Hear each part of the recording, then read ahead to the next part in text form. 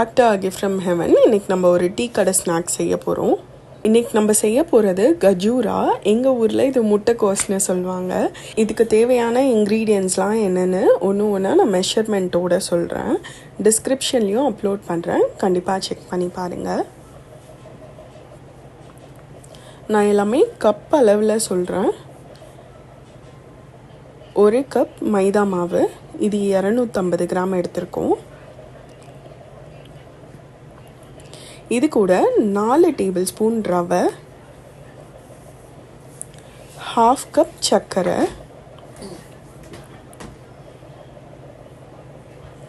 4 ஏலக்காய், 1 table spoon soda மாவு. ஏலக்காயில் நம்ம சீட்ஸ் மட்டும்தான் ஆட் பண்ணுவோம். 1 பிஞ்ச் சால்ட், ஒரு 4லேருந்து 5 டேபிள் ஸ்பூன் பால். ஃபுட் கலர் ஆப்ஷனல், உங்களுக்கு வேணும்னா சேர்த்துக்கலாம். 2 டேபிள் ஸ்பூன் கீ. இதுதான் கஜூரா செய்ய தேவையான இன்க்ரீடியன்ட்ஸ். இப்போ எப்படி செய்கிறதுன்னு பார்க்கலாம் வாங்க. ஒரு மிக்ஸி ஜாரில் 1/2 கப் சுகர் போட்டிருக்கோம். 4 ஏலக்காவோட சீட்ஸ் மட்டும் ஆட் பண்ணிக்கோங்க, அதோட தோல் சேர்க்க வேண்டாம். ஆட் பண்ணி இப்போ ஃபைன் பேஸ்ட்டாக அரைச்சி எடுத்துக்கோங்க. இப்போ நம்ம மிக்ஸ் பண்ணுற ஒரு பவுல், நாங்கள் ஒரு பெரிய பிளேட் எடுத்துருக்கோம். அதில் 1 கப் மைதா மாவு, 250 கிராம், 4 டேபிள் ஸ்பூன் ரவை,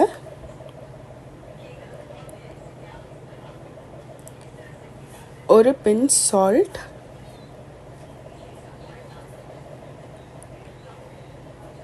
இது கூட நம்ம அரைச்சி எடுத்த இந்த சர்க்கரை, ஏலக்காய் அந்த தூள் ஆட் பண்ணிக்கோங்க.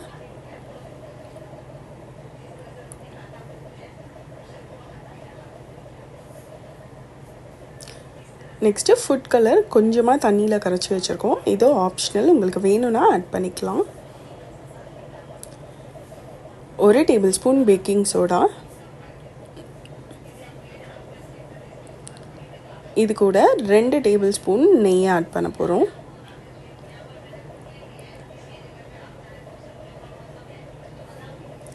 இப்போ இந்த மிக்சரை ஃபஸ்ட்டு ரஃப்பாக அப்படியே கலந்து விட்டுக்கோங்க.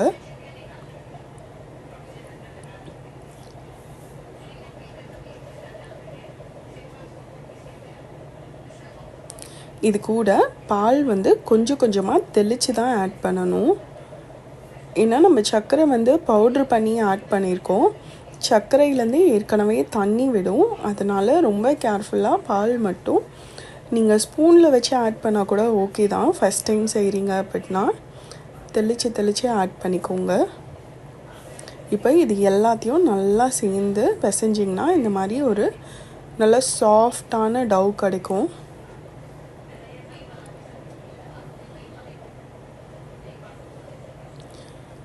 இந்த மாதிரி நல்லா அகலமான பிளேட் இருந்ததுன்னா எடுத்துக்கோங்க.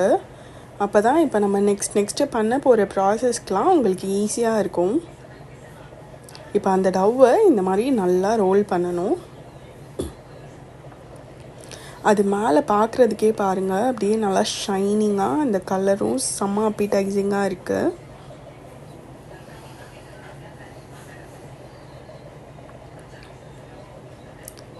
நீங்கள் பார்த்திங்கனாலே தெரியும் மேலே அப்படியே எவ்வளோ ஷைனிங்காக இருக்குது பாருங்கள். இப்போ இதை 2 பாதியாக எடுத்துக்கோங்க. இப்போ ஒரு பாதி எடுத்து நல்லா ரோல் பண்ணுறோம். எல்லா சைட்லேயும் எல்லா சைஸஸும் அப்படியே ஈவனாக இருக்க மாதிரி ரோல் பண்ணிக்கோங்க.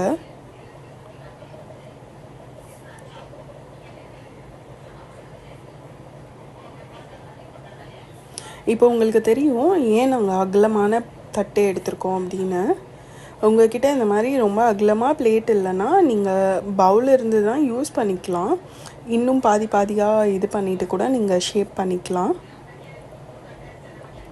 இல்லைனா சாப்பிங் போர்ட் மேலே கூட நீங்கள் ஒரு பட்டர் பேப்பர் இல்லைனா அலுமினியம் ஃபாயில் ஏதாவது யூஸ் பண்ணிவிட்டு இந்த மாதிரி ரோல் பண்ணிக்கோங்க.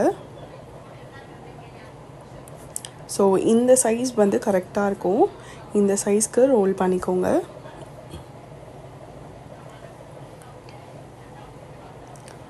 அந்த ஷைனு சாஃப்ட்னஸ்லாம் பாருங்கள் எவ்வளோ சூப்பராக இருக்குன்னு.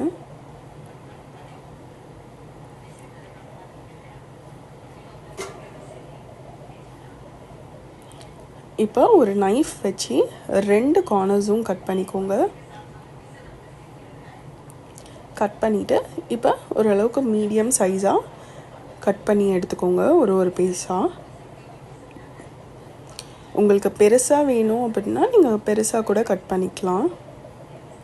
இல்லைனா உங்களுக்கு ரவுண்ட் ஷேப்பில் வேணும் அப்படின்னா நீங்கள் பால்ஸ் பண்ணிவிட்டு கூட இப்போ நம்ம நெக்ஸ்ட்டு பண்ண போகிற ஸ்டெப் அதில் பண்ணிக்கலாம்.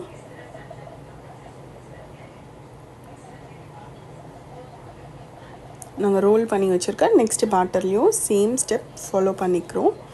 2 கார்னர்ஸ் கட் பண்ணி எடுத்துருக்கோம். இப்போ ஒரு பீஸாக எடுத்து சென்டரில் இந்த மாதிரி கத்தி வச்சு கீறி விட்டுக்கோங்க. அப்போ தான் அந்த கஜூரா வெடித்து வர மாதிரி அந்த டிசைன் வரும் நமக்கும். இந்த ஸ்வீட்டை எங்கள் ஊரில் முட்டைக்கோஸ்னு சொல்லுவாங்க. உங்கள் ஊரில் என்னென்ன சொல்லுவாங்கன்னு மறக்காமல் கமெண்ட் பண்ணுங்கள். ஸோ எல்லாத்தையும் அதே மாதிரி கட் பண்ணியாச்சு. நடுவில்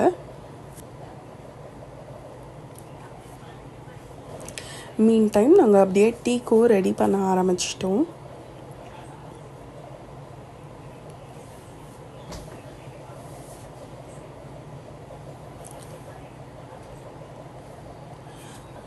நீங்கள் பொரிக்கிறதுக்கு கடாயை எடுத்திங்கன்னா அடியில் கொஞ்சம் ரவுண்டாக இருக்க மாதிரி கடாயை எடுத்துக்கோங்க.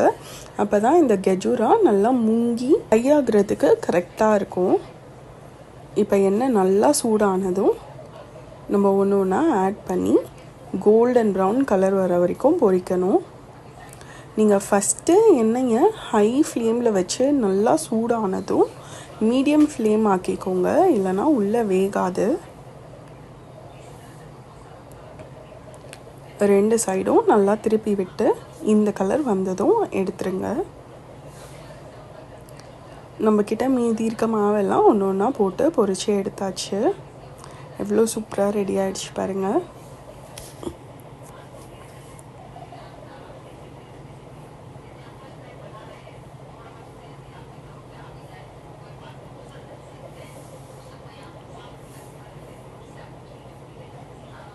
ஸோ ஃபைனலாக நம்ம டீ கடை ஸ்நாக்ஸ் கஜூரா ரெடி ஆகிடுச்சு.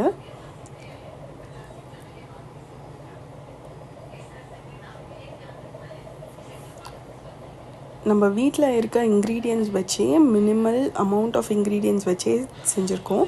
ஸோ கண்டிப்பாக ட்ரை பண்ணி பார்த்துட்டு உங்கள் ஃபீட்பேக் சொல்லுங்கள். இப்போ ஒரு கஜூரா நான் உடச்சி காட்டுறேன் பாருங்கள். அதோட சென்டரில் எவ்வளோ சாஃப்டாக இருக்குது பாருங்கள். மேலே நல்லா கிறிஸ்பியாக, சென்டரில் சாஃப்டாக சூப்பராக இருக்கும். நம்ம சேனல் சப்ஸ்கிரைப் பண்ணிக்கோங்க. நெக்ஸ்ட் வீடியோவில் பார்க்கலாம். பாய்.